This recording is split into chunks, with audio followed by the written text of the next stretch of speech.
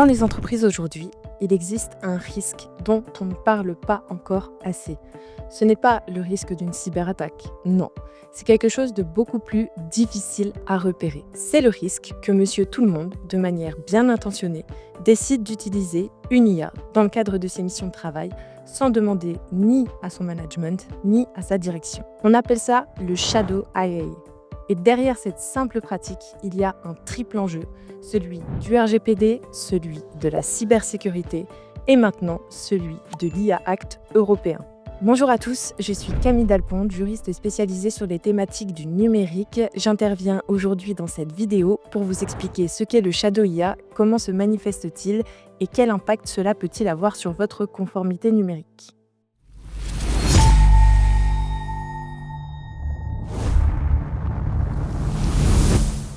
Pour comprendre le Shadow AI, il faut revenir à la notion de base qui est le Shadow IT. C'est ces outils numériques utilisés en dehors des systèmes officiels.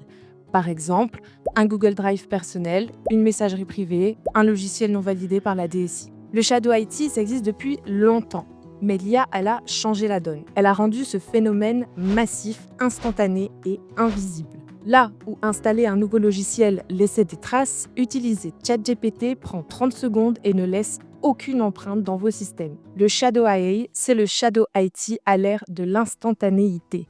Sauf qu'il combine maintenant 3 risques, la perte de contrôle sur les données, l'exposition à de nouvelles vulnérabilités cyber et l'utilisation des systèmes IA potentiellement non conformes au régime européen de l'IA Act. Le Shadow IA commence presque toujours par une bonne intention, mais il crée immédiatement une triple exposition juridique, cyber et réglementaire en matière d'IA. Le Shadow AI, ce n'est pas ce que vous partagez volontairement, c'est ce que vous exposez involontairement. On passe d'une bonne intention à une triple vulnérabilité avec une augmentation des risques sur chacune de ces thématiques. Mais dans la maîtrise du risque du Shadow IA, il y a un autre aspect qui va amplifier toutes les problématiques liées à la gestion de risque. Et dans beaucoup d'organisations, il n'existe aucun cadre sur l'utilisation de l'IA dans les méthodes de travail.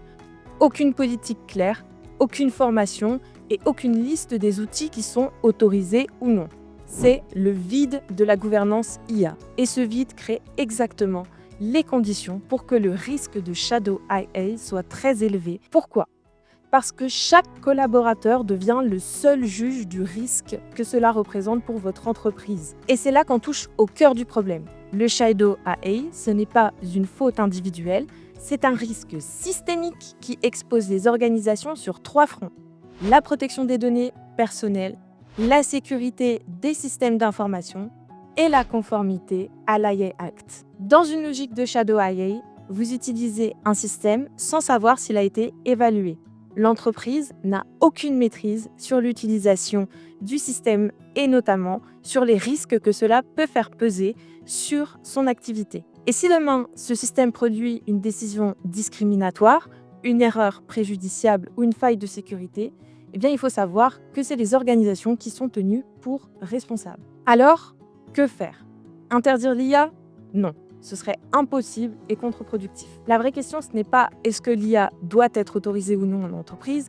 La vraie question, c'est comment est-ce que mon organisation maîtrise-t-elle le risque réglementaire et opérationnel de l'utilisation de l'IA par les collaborateurs. Et pour y répondre, il faut mettre en place une gouvernance qui intègre ces 3 dimensions, la dimension RGPD, la dimension cybersécurité et la dimension IA Act. Pas pour bloquer les usages de l'IA ou les restreindre, mais vraiment pour accompagner et sécuriser ces usages.